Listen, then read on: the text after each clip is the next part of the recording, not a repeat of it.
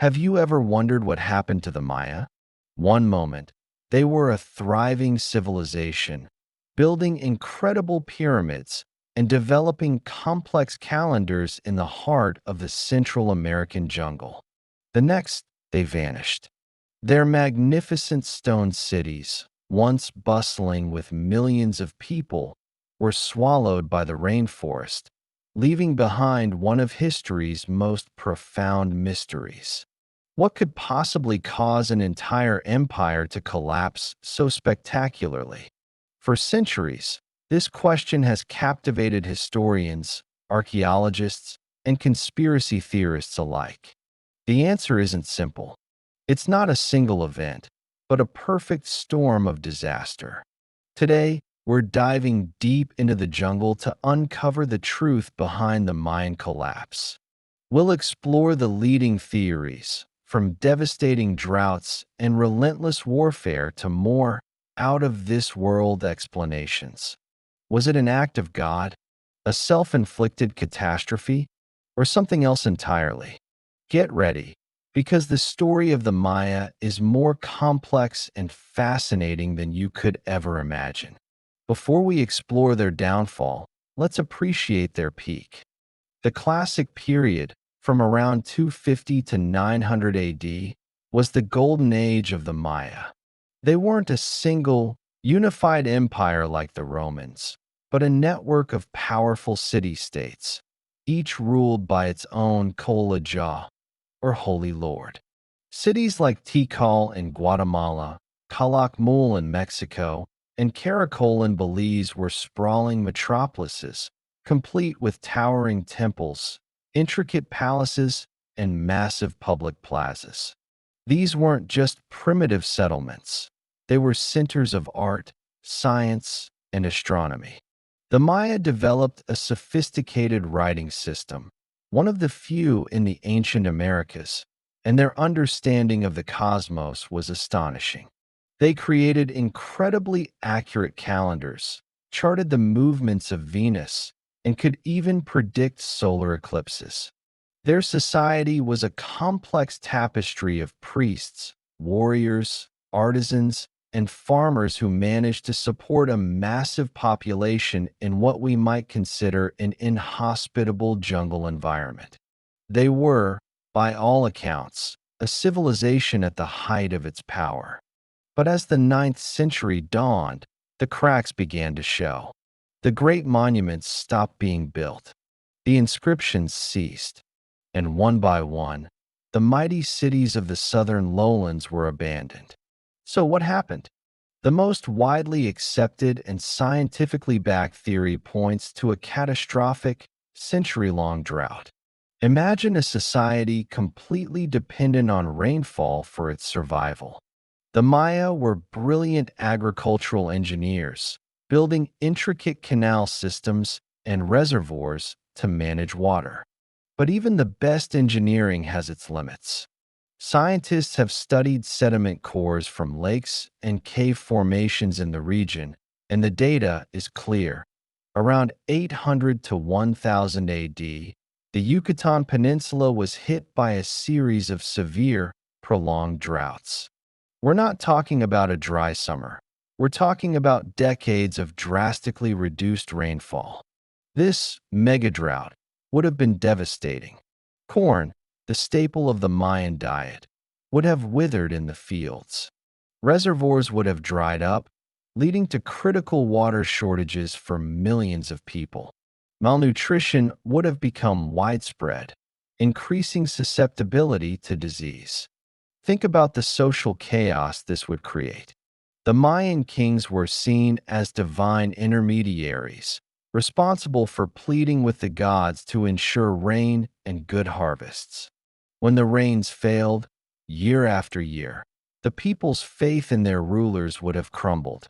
The very foundation of their society, the divine right of kings, was washing away with the last of their water. This environmental crisis created a powder keg, and it wouldn't take much to light the fuse. And that fuse was warfare. The Mayan city-states were never a happy, peaceful family. They were rivals, constantly vying for power, resources, and territory. Inscriptions on stone monuments tell vivid stories of battles, alliances, and betrayals. For a long time, scholars believe this warfare was largely ceremonial, focused on capturing high-ranking enemies for ritual sacrifice rather than outright conquest. But more recent evidence paints a much grimmer picture. As the climate crisis intensified and resources like food and water became scarce, competition exploded into brutal, total war. Archaeological finds at sites like Cancuin reveal evidence of massacres, where even royal families were executed and dumped in mass graves. Fortifications, once rare, began to appear around cities, a clear sign of escalating fear and violence. This endemic warfare would have had a cascading effect. It disrupted trade routes, preventing food from reaching starving cities.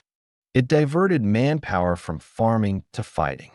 It forced populations to flee their homes, becoming refugees in their own land. The combination of drought and war was a deadly one-two punch. Starving, thirsty people were now also living in constant fear for their lives. The social fabric was tearing apart at the seams.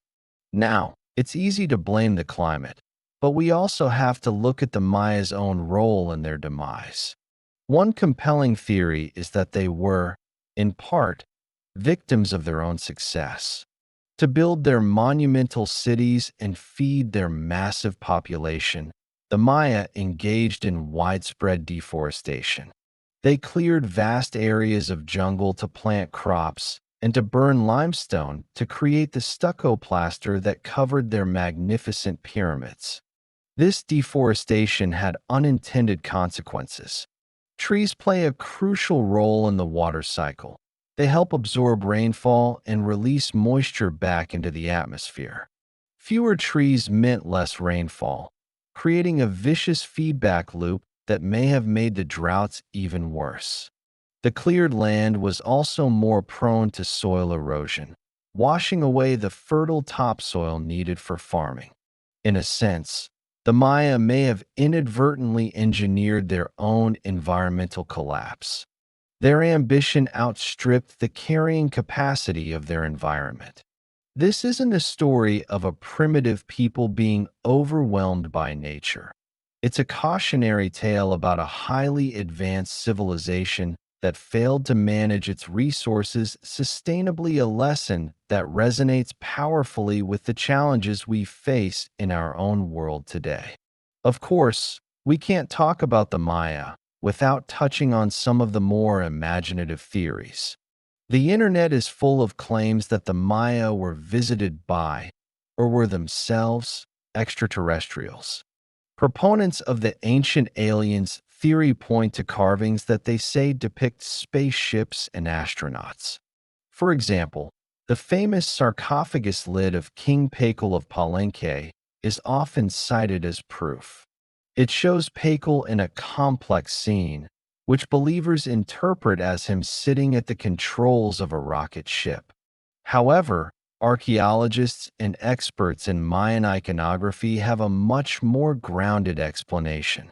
They see Pacal poised between the earthly realm and the underworld, falling into the jaws of a celestial monster, a classic Mayan representation of death and rebirth. The flames are the roots of the world tree, and the controls are symbols of royalty and divinity. While the alien theories are certainly entertaining, they lack any real evidence, and, more importantly, they do a disservice to the incredible ingenuity and achievements of the Mayan people themselves. They didn't need aliens to build their pyramids or develop their calendars. They did it themselves through generations of keen observation, brilliant engineering, and hard work. So, where did the Maya go? This is the biggest misconception of all. They didn't go anywhere. The collapse wasn't a single event where everyone disappeared overnight. It was a gradual process of political and social disintegration, primarily in the southern lowlands. The great cities were abandoned, and the population declined dramatically and shifted. But the Mayan people and their culture endured. They migrated north to areas of the Yucatan Peninsula like Chichen Itza and Mayapan, which flourished for centuries after the southern cities were reclaimed by the jungle. Even after the Spanish conquest, Mayan communities continued to resist and preserve their traditions. Today, more than 7 million Maya people live in their ancestral homelands in Mexico, Guatemala, Belize, and Honduras. They still speak Mayan languages, practice ancient traditions, and maintain a deep connection to their incredible heritage. The empire fell, but the people did not vanish. They adapted, they survived, and they are still here. So, what really destroyed the Mayan Empire? There's no single smoking gun. It was a complex, multifaceted crisis, a perfect storm of environmental, social, and political factors. A catastrophic, climate change induced drought starved their people and delegitimized their rulers. This scarcity fueled increasingly brutal warfare that tore their society apart. And their own environmental mismanagement, like deforestation, likely made the whole situation worse. It's a tragic, cautionary tale, but it's also a story of incredible resilience. The Maya were a civilization that reached dazzling heights and faced an unimaginable catastrophe, but their spirit and their descendants live on. Their story is a powerful reminder that even the mightiest empires can fall, and it challenges us to consider our own relationship with our planet. Thank you so much for joining me on this journey into the past. What do you think was the main cause of the Mayan collapse? Let me know your theories in the comments below. If you enjoyed this deep dive into history, please give this video a thumbs up and subscribe to the channel for more explorations of ancient mysteries. Don't forget to hit that notification bell so you never miss an update. Thanks for watching, and we'll see you in the next one.